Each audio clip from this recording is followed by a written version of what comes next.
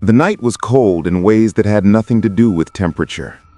Specialist Marcus Chen sat alone in the communications tent, his breath visible in the dim glow of the radio equipment, watching the dials flicker with that same rhythmic pulse they'd held for hours.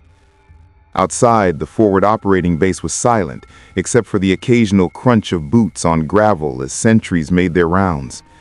It was February, deep in the mountains along a border that most maps didn't bother to name, and Chen had been on night watch for 6 days straight. Sleep deprivation had become a constant companion, blurring the edges of reality until he wasn't sure anymore where exhaustion ended and the world began. He poured another cup of coffee from the thermos that had gone lukewarm hours ago, the bitter taste doing little to shake the fog settling over his mind. The radio hissed with white noise, that endless ocean of static that filled the silence between transmissions. Chen had been a radio operator for 3 years, long enough to know every frequency by heart, long enough to recognize the difference between atmospheric interference and genuine signal degradation, long enough to know that some silences were heavier than others. At 0247 hours, something changed.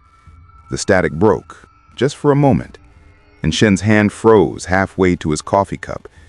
He leaned forward, adjusting the frequency dial with practiced precision, his heart suddenly hammering against his ribs.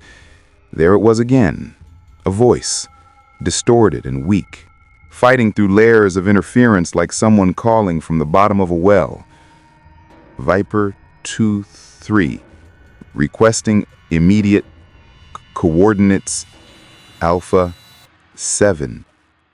The words came in fragments, each syllable drowning in waves of static before the next could surface. Chen's blood ran cold. Viper 2-3. He knew that call sign. Everyone on the base knew that call sign.